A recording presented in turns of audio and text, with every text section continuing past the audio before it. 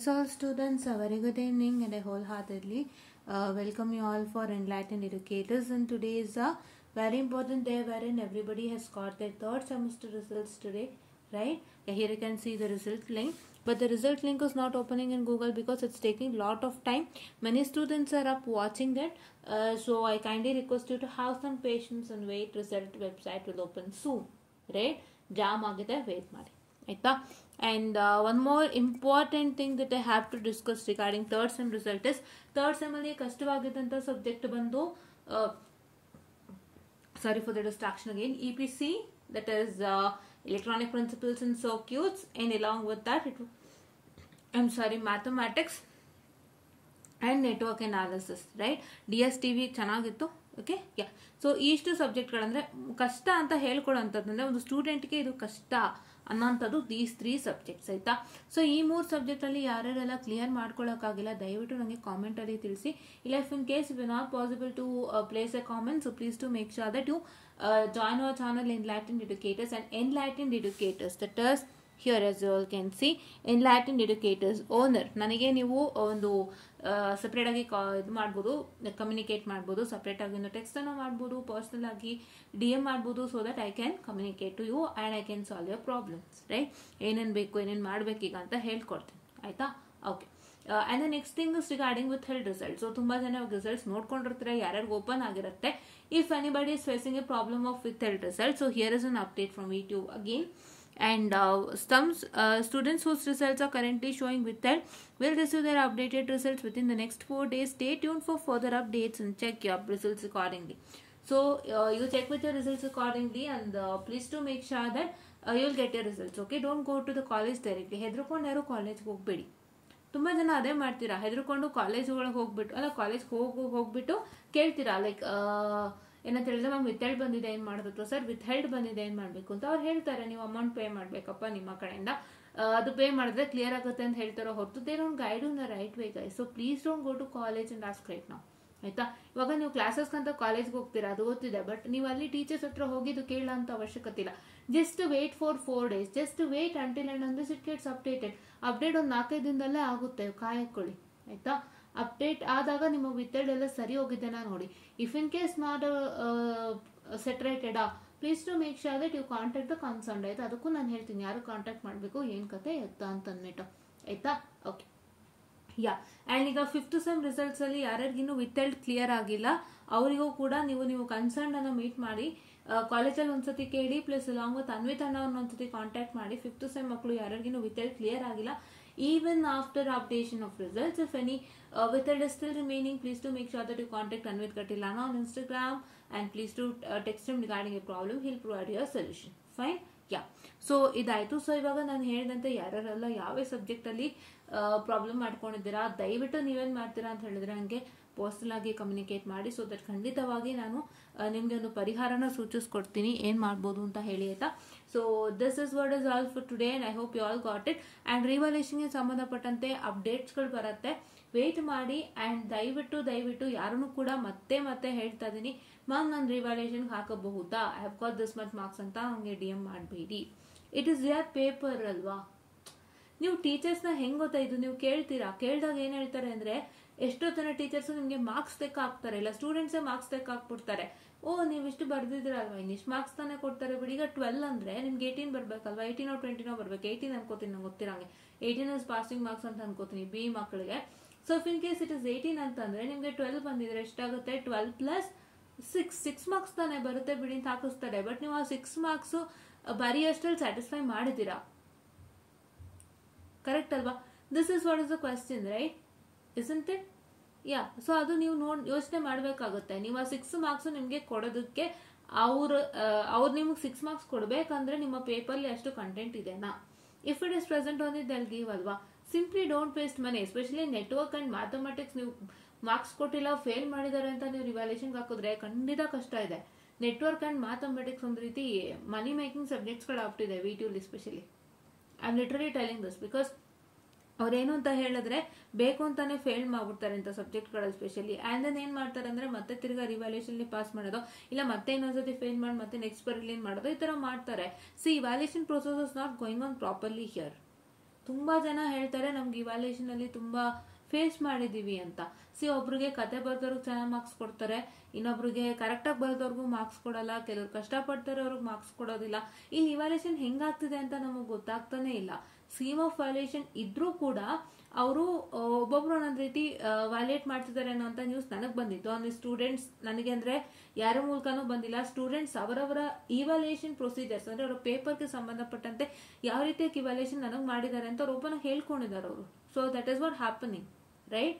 So ಹಾಗಾಗಿ ಇಲ್ಲಿ ಏನ್ ಪ್ರಾಬ್ಲಮ್ ಆಗುತ್ತೆ ಅಂತ ಹೇಳಿದ್ರೆ ಇವ್ಯಾಲ್ಯೂಯೇಷನ್ ಕೂಡ ಕರೆಕ್ಟ್ ಆಗಿ ಆಗ್ತೀರಾ. ಸೊ ಇದು ದೊಡ್ಡ ಪ್ರಾಬ್ಲಮ್ ಇದೆ. ಸೊ ಹಾಗಾಗಿ ನೀವೇನ್ ಮಾಡ್ತೀರಾ ಅಂದ್ರೆ ಒಂದು ಸಲ ಯೋಚನೆ ಮಾಡಿ ನೀವೇನ್ ಮಾಡ್ತೀರಾ ಅಂದ್ರೆ ರಿವ್ಯಾಲ್ಯೂಯೇಷನ್ಗೆ ಹಾಕಿ. ದಯವಿಟ್ಟು ನಂಗೆ ಅಷ್ಟು ಮಾರ್ಕ್ಸ್ ಬಂದಿದೆ, ನಾನು ರಿವ್ಯಾಲ್ಯೂಯೇಷನ್ಗೆ ಹಾಕ್ಬೋದಾ, ಇಷ್ಟು ಮಾರ್ಕ್ಸ್ ಬಂದಿದೆ, ನಾನು ರಿವ್ಯಾಲ್ಯೂಯೇಷನ್ಗೆ ಹಾಕ್ಬೋದಾ? ದಯವಿಟ್ಟು ಡೋಂಟ್ DM ಮೀ. ಏನ್ ಮಾಡ್ಬೇಕು ನೀವು ಅಂದ್ರೆ ಸ್ಕೀಮ್ ಆಫ್ ವ್ಯಾಲ್ಯೂಯೇಷನ್ ಲಿಂಕ್ ಕಳಿಸಿದ್ದಾರೆ ನಮ್ಮ ಗ್ರೂಪಲ್ಲಿ, ಕರೆಕ್ಟಾ? ಬೇಗ ಗ್ರೂಪ್ ಜಾಯಿನ್ ಆಗಿ, ಎಲ್ಲ ಸಿಗುತ್ತೆ, ಓಕೆನಾ? ಇಲ್ಲೆಲ್ಲ ನಾವು ಲಿಂಕ್ ಹಾಕಿದ್ವಿ ಸ್ಕೀಮ್ ಆಫ್ ವ್ಯಾಲ್ಯೂಯೇಷನ್ದು.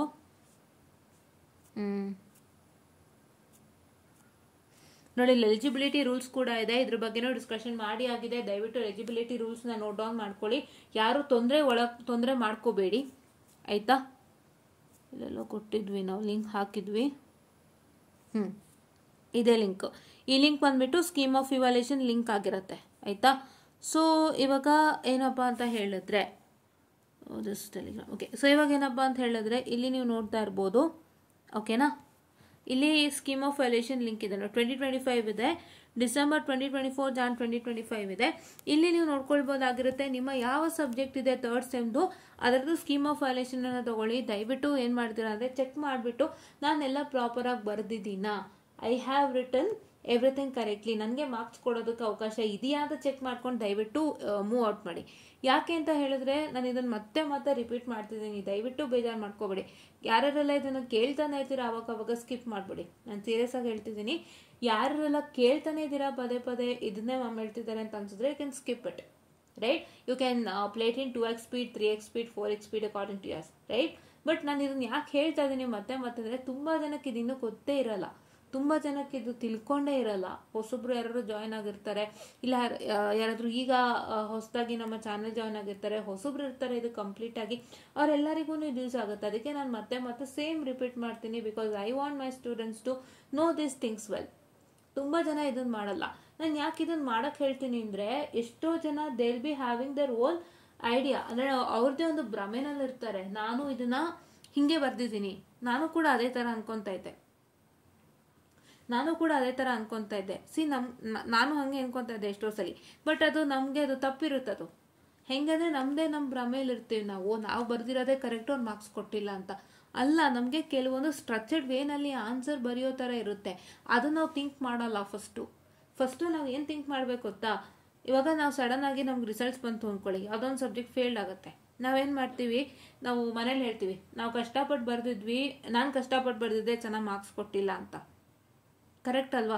ಅವಾಗ ನಮ್ಮ ಪೇರೆಂಟ್ಸ್ ಫಸ್ಟ್ ಏನ್ ಹೇಳೋದು ಅಂದ್ರೆ, ನಮ್ಮ ಮನೇಲಿ ಫಸ್ಟ್ ಏನ್ ಹೇಳ್ತಿದ್ರು ಅಂದ್ರೆ, if in case that was the case, ನಮ್ಗೆ ಏನ್ ಹೇಳ್ತಿದ್ರು ಅಂದ್ರೆ, ನೀನು ಆನ್ಸರ್ ಪೇಪರ್ ತರಿಸಿ ಚೆಕ್ ಮಾಡಿಸು ಎಲ್ಲೆಲ್ಲಿ ಮಿಸ್ಟೇಕ್ ಆಗಿದೆ ಅಂತ.